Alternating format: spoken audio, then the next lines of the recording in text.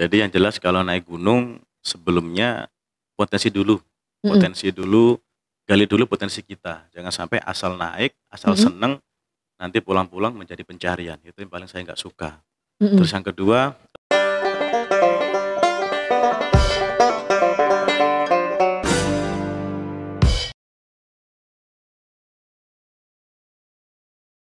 Assalamualaikum semuanya, ketemu lagi bersama saya Dr. Ifta di channel kesayangan kita, di channel YouTube Rumah Sakit NU Tuban, dalam segmen favorit kita semua, Nukleus Podcast, ngobrol santai dan maknyus. Nah, oke, kali ini teman-teman penasaran kan di rumah saya mau bincang-bincang santai sama siapa? Kali ini kita mengundang tamu spesial, yaitu Bapak Pran Supiyadi.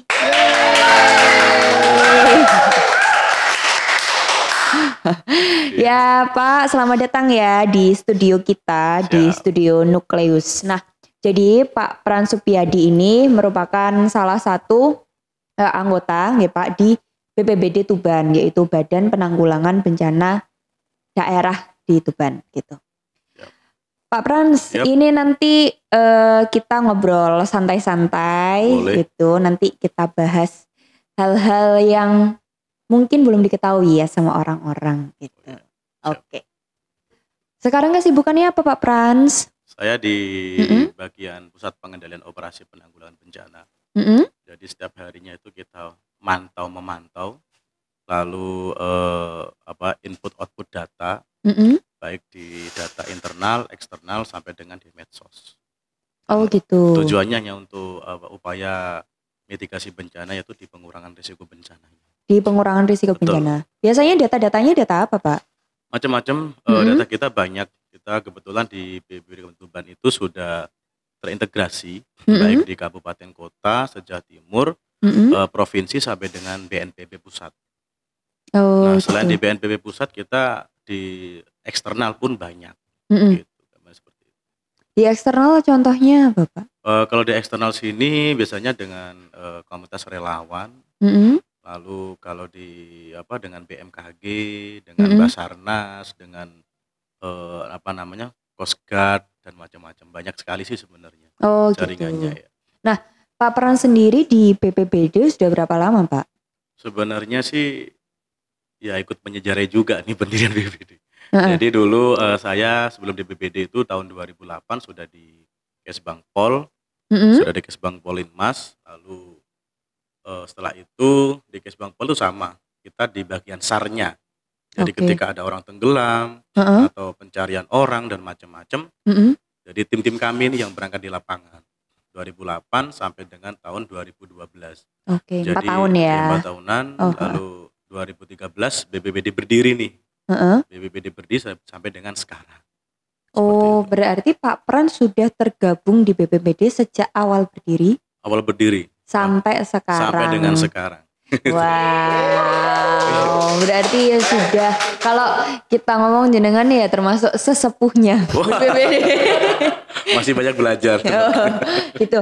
Nah, Iya. Pak Prans, kalau tadi kan biasanya kan mengolah data gitu ya, kalau jenengan. Kalau dari BPBD sendiri itu lingkup pekerjaannya seperti apa, Pak? Banyak sih.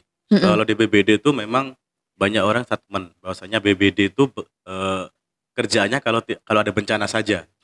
Kalau tidak ada bencana nganggur, itu malah salah. Jadi kebanyakan kalau di BPBD itu pada saat prabencananya. Oke. Jadi kalau di BPBD itu kan ada 3 tahapan, ada prabencana, Mm-mm. saat tanggap darurat, sampai dengan pasca bencana. Mm-mm.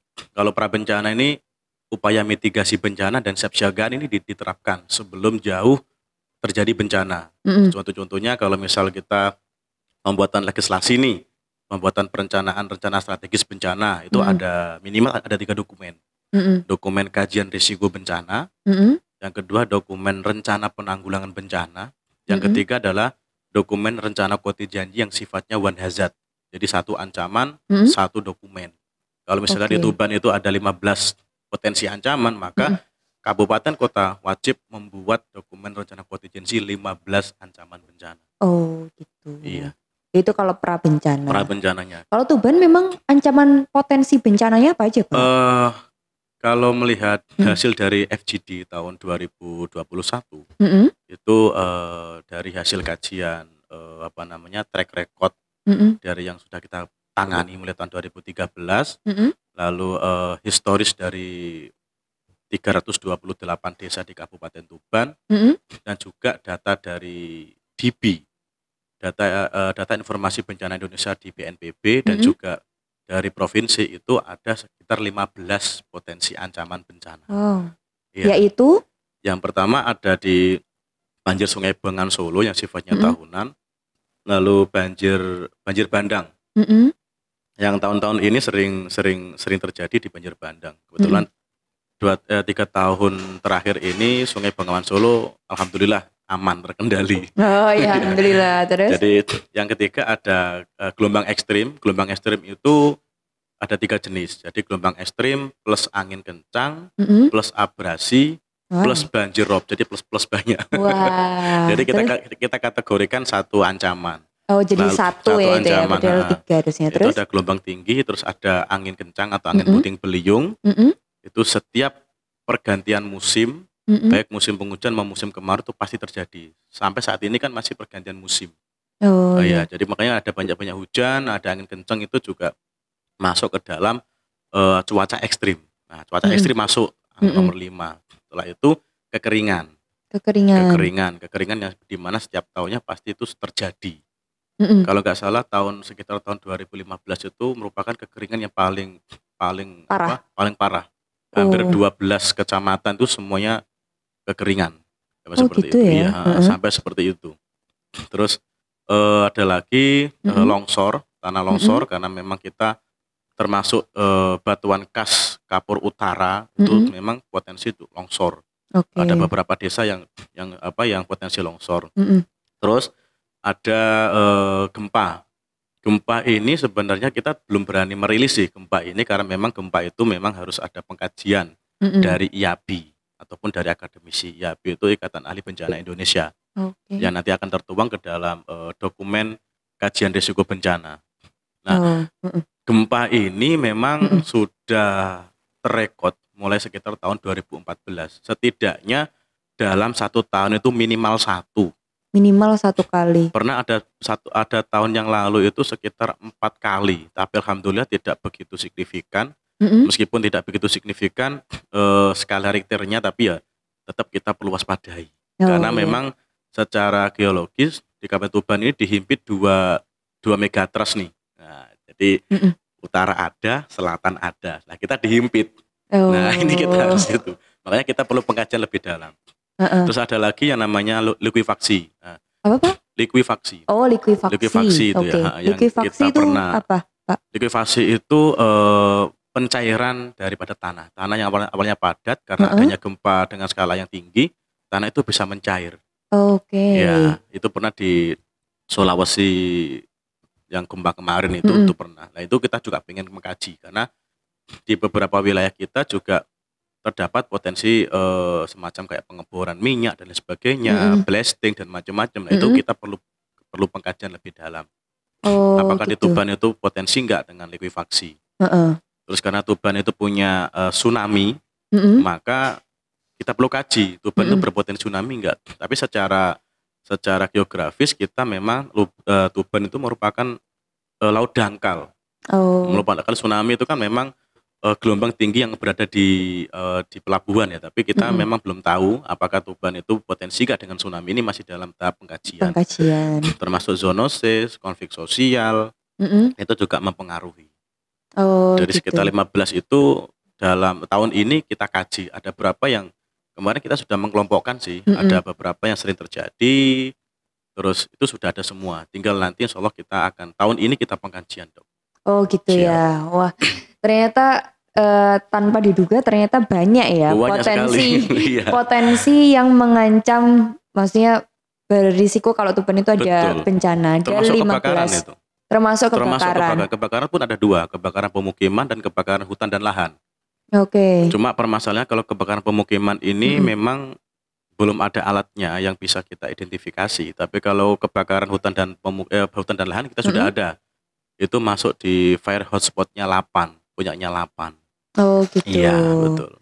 Nah tadi dari sekian kan jenengan kan sudah mengikuti BPBD dari tahun 2013 sampai sekarang. Sekarang ya. Nah dari potensi bencana yang bisa menjangkiti Tuban, kok menjangkiti siapa ya? Maksudnya menimpa. Yang terjadi. Iya, yang terjadi di Tuban menjangkiti kok kayak penyakit aja ya Pak ya. Yang dari potensi yang tadi selama jenengan 2013 sampai tahun 2022, mana yang menurut jenengan paling parah pernah menimpa Tuban? Entah itu banjirnya atau yang tadi kekeringannya, itu yang mana yang pernah jenengan temui? Data untuk tahun 2022 ini sudah sekitar 165 kejadian sudah kita tangani. Wow. Dan kalau tidak salah korban jiwanya sekitar 17 orang, baik itu selamat sampai dengan meninggal. Dan hasil kerugian sudah MM-an ini masalahnya. Sudah miliaran gitu. Sudah miliaran. Memang untuk tahun 2022 ini yang sering terjadi di banjir bandang, tanah longsor, puting beliung, lalu tanah longsor, kejadian membahayakan nyawa, sama korban tenggelam. Oh gitu. Ya, puting beliung juga tadi malam juga sekitar jam 11 malam ada puting beliung yang menimpa warung juga. Oh iya? Iya. Semalam? Semalam. Di mana Pak? Di Rengel kalau salah. Oh di Rengel. Wow ternyata karena tadi ya ini sekarang masih perubahan. Iya perubahan musim. Perubahan musim jadi ya puting beliung masih ada. Masih ada. Gitu. Nah kalau misal terjadi kayak puting beliung gitu mitigasinya gimana Pak? Macam-macam sih. Jadi kalau mitigasinya itu memang sebelum terjadi adanya pohon itu tumbang harusnya bisa dipapras, dipotongi dahan-dahannya agar ketika sudah mau tumbang itu nggak begitu signifikan. Atau mungkin kita lihat akarnya, apakah akarnya sudah tua atau tidak, itu kalau bisa mungkin kita potong. Atau misal itu kok ranahnya pemerintah, misalnya punyanya PU gitu, kita izin dulu Pak karena pohon ini sudah tua dan nanti potensinya akan roboh warung saya atau rumah saya, mohon Pak untuk ditebang atau ditebang, diperapas atau yang lain gitu bisa. Karena kalau asal tebang, wah nanti kita mesti ada bentuk hukumnya nih karena yang punya wewenang kan di PU. Gitu. Oh, yang punya wewenang di PU. Jadi tetap kerjasama antar instansi gitu ya Pak. Loh Pak, kalau saya tadi mendengarkan cerita Pak Frans gitu kan, sebelum jenengan di BPBD kan ada yang kayak termasuk tim SAR gitu-gitu. Ya. Nah, kok bisa berkecimpung di dunia yang persaran, maksudnya penyelamatan nyawa kan kayak BPBD juga kan sama kan kayak gitu. Nah, kok bisa jenengan berkecimpung padahal kalau saya ngelihat CV-nya kan background-nya dulu sekolah hukum ya Pak. Sekolah hukum. Nah, background-nya sekolah hukum, terus berkecimpung di dunia tersebut. Nah, ini gimana Pak? Dari SMA itu sebenarnya saya sudah ikut cinta alam sih. Suka camping gitu kan. Bahkan tahun 2004 gempa di Aceh sempat ke sana hanya saja untuk pengiriman logistik. 1 minggu ke sana terus pulang langsung Eptanas dulu itu. Gak sempat belajar. Nah, kemudian setelah SMA saya sempat di UNER gagal, di UNER gagal kan karena biasa anak muda kan gagalnya bukan karena apa, karena cewek. Waduh. Akhirnya pindah di Unitomo ambil akuntansi. Pada saat itu liburan semester 1 2007 Tuban banjir. Tuban banjir besar-besar yang kedua. Akhirnya ikut karena saya dulu tergabung di Cita Alam. Akhirnya saya ikut nih sama teman-teman sampai sekitar 7 bulan nggak pulang, nggak kuliah, pulang-pulang di sana di DO. Waduh. Setelah di DO akhirnya 2008 udahlah pulang ke Tuban, terus masuk di Universitas Sunan Bonang Tuban. Alhamdulillah gitu. Lulusnya di situ. Sama sebenarnya dulu di UNER juga ambil hukum juga sih, jalur gratis dulu, jalur SPMB dulu. Oh gitu. Ya karena ya itu tadi. Karena cewek. Karena cewek. Terus, anak muda memang ya. Akhirnya di Unang itu saya juga ikut di Mapala. Jadi 2008 itu kebetulan saya ikut di Mapala, aktif di kegiatan sosial termasuk penanggulangan bencana. Kebetulan di Mapala kami itu ditempati posko siaga SAR. 1 minggu setelah posko siaga SAR itu ada gempa hebat di daerah mana tuh ya dulu ya? Padang. Di Padang pada waktu itu. Makanya P3BRS itu bermuncul ya dari itu, karena di sana banyak rumah sakit yang runtuh dan kita harus membuat rumah sakit darurat di sana. Berarti dari Tuban ke Padang? Ke Padang dulu. Oh, berapa orang dulu Pak? Dulu saya sekitar 5 orang. 5 orang? 5 orang. Berapa hari di Padang? Di Padang sekitar 2 minggu. 2 minggu? Oh nggak sampai kayak yang tadi sampai 7 bulan? Hanya 2 minggu, tapi tetap karena kita atas nama kampus, jadi semuanya administrasi ikut kampus diizinkan sekitar 2 minggu. Oh 2 minggu itu kan plus jalan, jadi sana cuma paling sekitar 1 minggu lebih, setelah itu pulang kembali. Oh berarti memang dari awal udah senang ikut pecinta alam.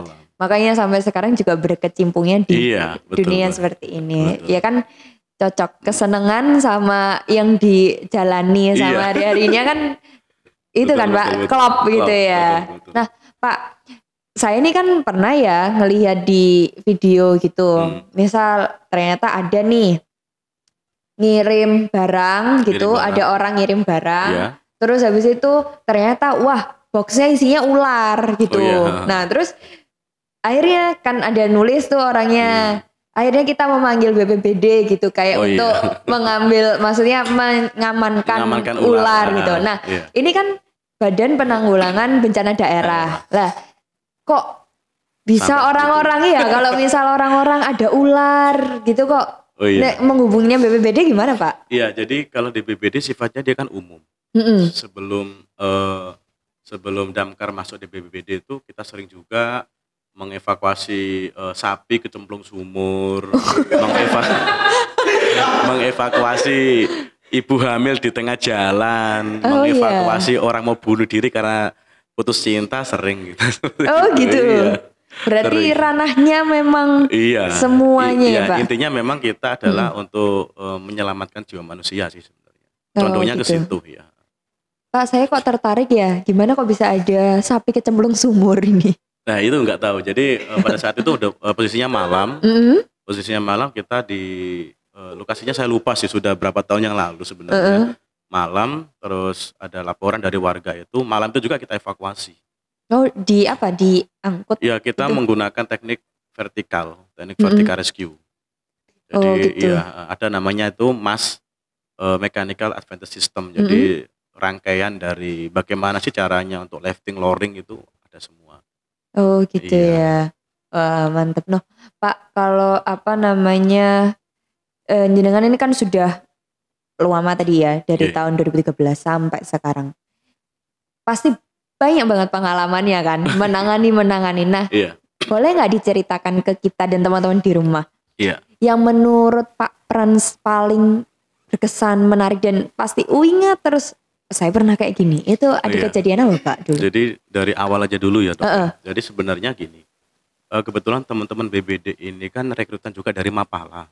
Dan mereka sebenarnya udah senior. Kayak saya dulu sukanya di divisi caving, suka penelusuran gua. Akhirnya karena di 2 itu ada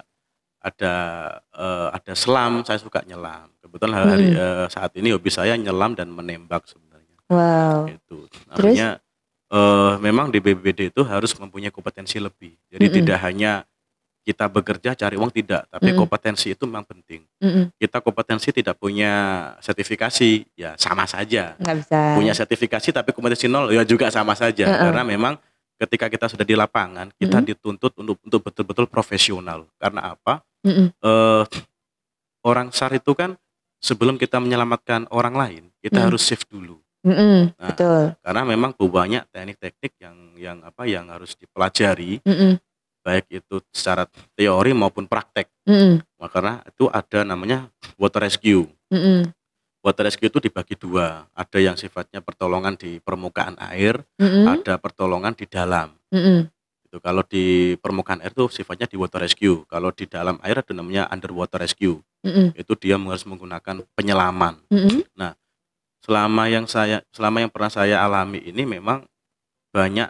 Jadi gini ya, ketika ada operasi SAR gitu ya, apapun itu, terutama orang hilang atau kebanyakan orang hilang yang kita cari itu, kita, kalau saya sendiri ya, perasaan saya sendiri itu memang saya harus dihadapkan dua dunia nih, antara dunia nyata sama dunia faktor X. Oh, gimana nih Pak? Kok adiknya faktor X? Ya karena yang kita tangani saat ini kan terkadang kan hal-hal yang tidak mungkin. Contoh kita misalnya ada orang tenggelam, kita disuruh menyelam. Nah itu kan kalau tidak mempunyai kompetensi lebih, intinya out of the book, nggak mungkin mereka akan berani. Jadi ketika kita sudah menyelam, itu kan kita kan nggak tahu mana arah. Karena ketika kita sudah menyelam itu langsung mata tuh gelap gulita. Bahkan tangan kita gini tuh nggak bisa kelihatan gitu kan. Oh gitu. Iya ya, disitulah. Terus?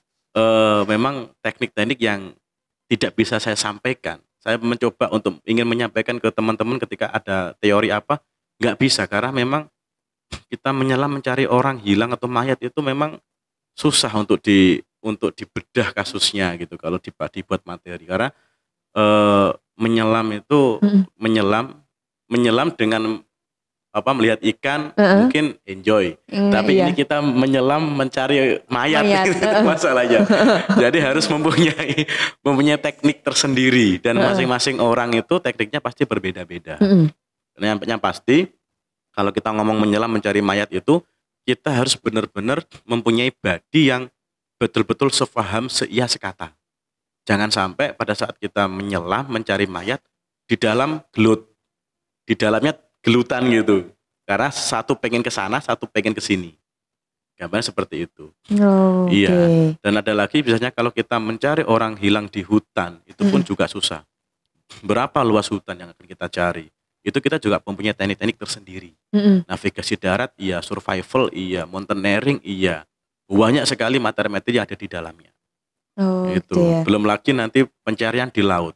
Karena Tuban ini kan sekitar 65 km di perairan laut. Kita juga harus membina mitra-mitra. Contohnya kayak KN SAR punyanya Basarnas, Patroli 2P 211 punyanya KPLP, dan juga kita harus menjalin hubungan dengan para kapten-kapten kapal yang berada di tempat labuh perairan Kabupaten Tuban.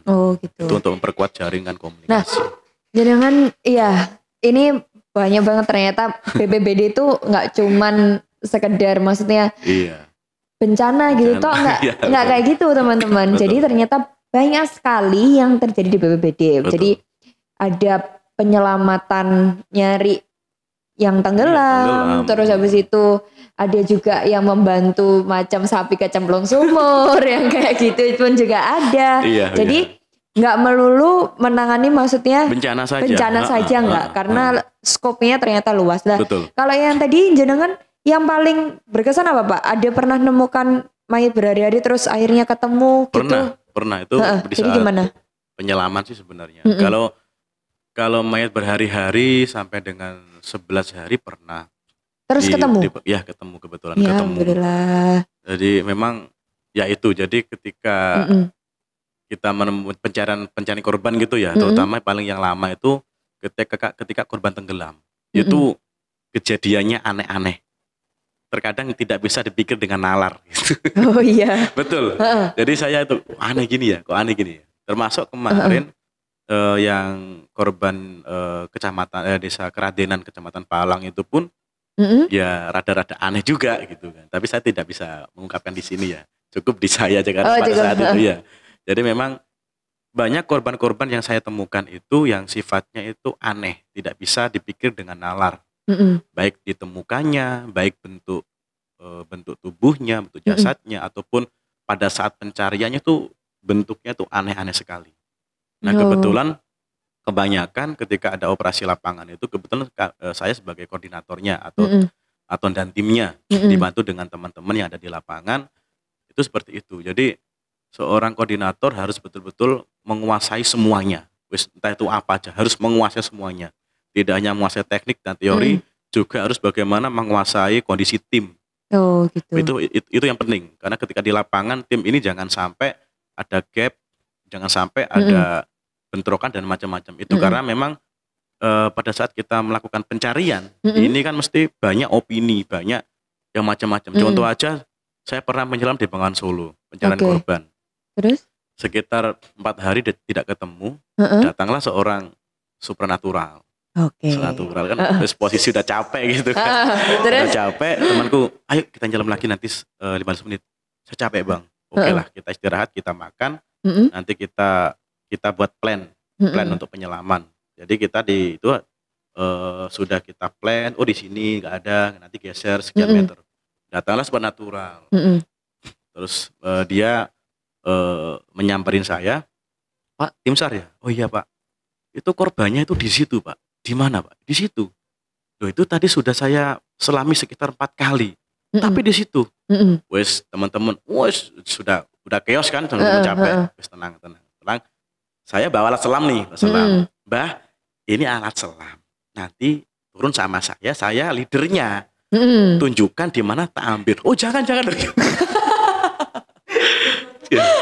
Pas diajak beneran malah nggak mau. Dan itu pun sama. Jadi rata-rata kita dihadapkan seperti itu. Termasuk teman-teman yang kemarin pernah kejadian di Sungai Ngelirip, waterfall Ngelirip itu. Dua anak laki-laki sama satu cewek yang dari Gresik itu pun ya kalau di situ memang jelas mistis banget. Ada ya. Mistis banget. Padahal kita penyelaman dengan teman-teman semen itu, kita turun pulang pergi itu misalnya di sini tuh ada kayak semacam batu gitu. Iya. Kita turun misalnya kita lewat sini, nanti pulang lewat sini. Sudah hampir sekitar 5 harian. 5 harian. 5 hari itu kalau misal hari ini tidak ditemukan, maka operasi SAR dihentikan. Oh, dilanjutkan pada waktu besok. itu sudah jam 5 sore pada saat itu. Saya bilang, Mas ayo kita coba selami 1 kali lagi. Ya, misalnya kan kalau kita kan sambil bercanda kan, nggak mau kita yang pakai yang berat-berat, pokoknya bercanda mulu pokoknya, harus karena memang untuk meningkatkan motivasi dan imun kita. Akhirnya ini sudah dicari nggak ada gini. Coba sekali lagi aja, sekali lagi. Kalau memang itu teman-teman kayak bisa, ayo kita cari 3 orang. Cari 3 orang karena kan kita menyelam sendiri nggak boleh sih memang. Never dive alone kan dia. Akhirnya 4 orang turun, dianya nyepit di batu ini. Ya Allah. Padahal tadi udah bolak-balik ke itu. Udah bolak-balik itu dia. Itu kan kasusnya kan dia sama pacarnya, si cowok itu dia nggak bisa berenang, akhirnya ditariklah sama si cewek ke tengah. Nah, karena cowoknya ini nggak bisa berenang, si cewek ini niatnya baik, ingin menolong pacarnya, tiba-tiba dia yang tenggelam sendiri. Oh gitu. Iya, macam-macam sih sebenarnya. Bentuknya itu tadi saya bilang tidak bisa dipikir dengan nalar ketika operasi pencarian. Oh gitu ya. Oh iya, padahal tadi udah kayak 4 kali bolak-balik. Udah hampir 5 hari sudah. 5 hari, tahu-tahu di situ ya. Di situ. Nggak tahu lagi kemana. Padahal itu waterfall sudah ditutup semuanya, jadi arus nggak ada, airnya juga jernih ya, tapi nggak tahu sih. Iya itu tadi yang faktor X yang tidak bisa dipikir oleh nalar gitu kok. Tahu-tahu ya. Tiba-tiba di situ ketemunya. Alhamdulillah, tapi ya alhamdulillah akhirnya ketemu juga setelah pencarian 5 hari gitu 5 ya. hari. Nah, Pak, ini kan tadi kan nama jenengan Pak Frans Supyadi gitu kan. Nah, tapi di sini sebutannya Pak Frans pakai S, padahal kan namanya Kak Pak Fran gitu ya. Nah, terus jenengan tadi kan sempat ngomong kalau panggilannya sebenarnya Kebo. Iya. Nah itu gimana Pak? Iya, sampai sekarang alamat email saya kan juga Frans Kebo. Oh gitu, gimana itu Jadi Pak? Dulu nama saya namanya sebenarnya ini kan cerita orang tua ya. Dulu itu namanya Frans gitu. Terus orang Jawa ke orang Cina digantilah Frans Supyadi. Nah Frans Supyadi itu kan saya kan malas nulis banyak-banyak, diganti Fran S gitu aja sudah. Nah pada saat itu saya kan suka caving nih, suka masuk gua. Kebetulan saya ikut pelatihan di Tuban juga sih sebenarnya, explore gua di Kabupaten Tuban itu karena saya dulu itu kan orangnya kan agak kekar karena saya dulunya kerjaan saya kan minyang, nelayan gitu kan. Kekar. Terus di Tuban itu sekarang ini nggak termasuk kekar. Sudah bunder. Jadi setelah sudah itu membulat. sudah membulat. Setelah itu ya mungkin karena saya sering kerja kasar, kerja berat, jadi untuk naik turun satu tali itu menurut saya itu juga enteng ya. Setelah itu karena dulu kan tidur saya juga jarang bangun-bangun, susah untuk di ini. Akhirnya teman dari Makassar bilang bahwasanya ini tidurnya nggak bangun-bangun tapi kuat, kayak kebo. Oh gitu. Pak. Jadi kenanya di kebo itu. Oh gitu. Ini batuk-batuk monggo enggak apa-apa minum iya, dulu. Siap. Boleh. Ya, ini ada jamu dari Rumah Sakit NU Tuban. Ini kunir asam. Monggo enggak apa-apa diicipin nggih. Luar biasa dapat ini. Iya. Oh, bisa. Nah. Jadi ternyata dapat kebonya itu karena tidur nggak bangun-bangun tapi kuat itu. Oh, jadi sering membawa alat-alatnya teman-teman gitu. Oh, gitu ya. Iya. Gimana Pak rasanya? Out of topic nih saya, tapi gimana nih rasanya? Betul sekali. Saya suka. Saya suka. Rasanya memang pedasnya mantap. Mantap. Nanti tim mungkin Pak Frans ditambah loh. Nggak, ya nggak apa-apa sih tapi nanti. Nah, Pak, berarti kan juga anggota Mapala, suka caving juga ke goa. Sudah pernah mendaki gunung mana aja? Kan biasanya setahu saya kan anak Mapala itu kan daki-daki ke gunung gitu. Atau mungkin jelajah-jelajah guanya sudah banyak mana aja. Terus kalau memang banyak, yang paling berkesan gitu yang di gua mana atau yang di gunung mana gitu? Kalau saya ini nggak perlu jauh-jauh Mbak, jadi cukup di wilayah Jawa Timur aja sih, nggak perlu nggak pernah ke mana ke Jawa Tengah atau kemana, nggak pernah. Saya cukup explore di Jawa Timur. Yang paling tinggi kan di sana kan ada di Mahameru. Yang paling ekstrim ada di Raung mana itu Banyuwangi Jember itu yang ekstrim.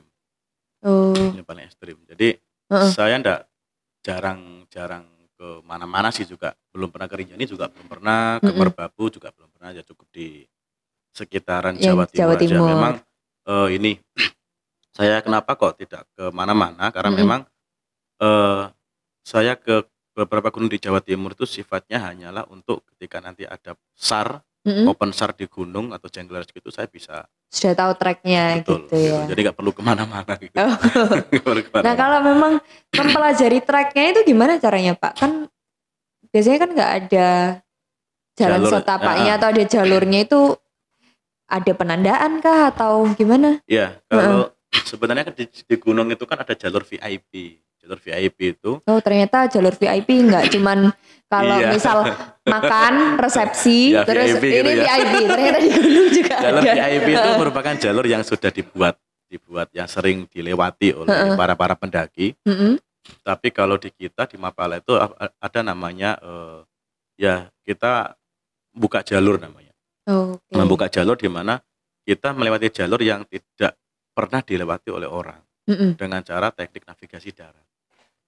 Gitu. Jadi di situ materinya banyak sekali, ada navigasi darat, ada survival, ada manajemen, ada mountaineering, banyak di situ, banyak banget.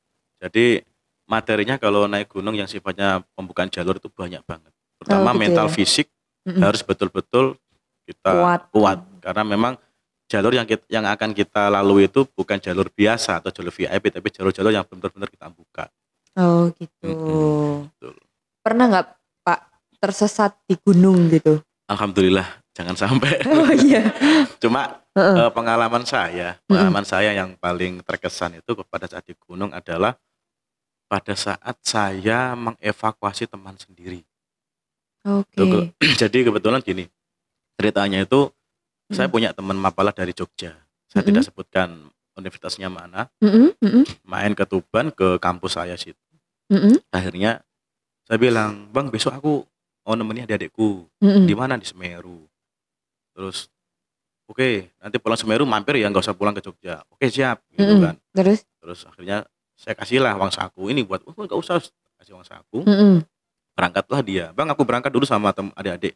Ya hati-hati gitu kan. Setelah itu kita ada kabar bahasanya ada pendakian dari Jogja hilang satu. Okay. Terus siapa namanya, kan dulu kan kita kan buka posko siaga SAR nih di kampus. Akhirnya kebetulan kalau di Mapala kami akhirnya kita buka open SAR terkait itu. Saya bersama teman-teman berangkat. Sama teman-teman berangkat, ternyata waduh teman saya nih yang hilang. Oh gitu. Iya. Terus? Jadi habis senang-senang dengan teman-teman, terus dapat kabar sekitar 5 hari ada open SAR, ternyata teman saya juga. Akhirnya saya ikut pencarian di sana. Ya itu ya, jadi paling terkesan adalah mencari teman sendiri itu ya. Mencari teman sendiri. Iya, bener. Sampai sekarang masih teringat. Jadi ketika di Semeru gitu, rasanya nggak ingin lagi deh, karena pasti ingat. Karena habis bersama-sama, seneng-seneng, setelah itu melakukan pencarian teman sendiri itu rasanya nggak enak sekali. Nggak enak betul, ya. Tapi betul. Alhamdulillah ketemu sehat ya pas itu Pak. Sudah meninggal posisinya. Posisinya sudah meninggal. Itu jadi ketika diajak ke Semeru gitu masih pikir-pikir aduh.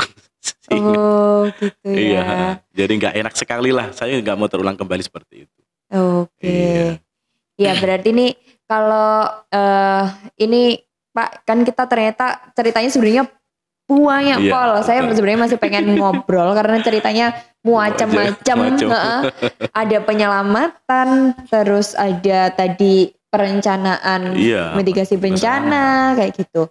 Nah Pak, ini boleh nggak memberikan pesan-pesan kepada orang-orang atau teman-teman Nukleus Podcast di rumah, itu kayak yang perlu diperhatikan supaya kayak nggak terjadi misal tenggelam atau pas naik gunung jangan sampai hilang ya. Yang singkat-singkat saja, sama yang kalau misal ada bencana di Tuban gitu, hal pertama yang perlu dilakuin kayak apa? Baik. Gitu.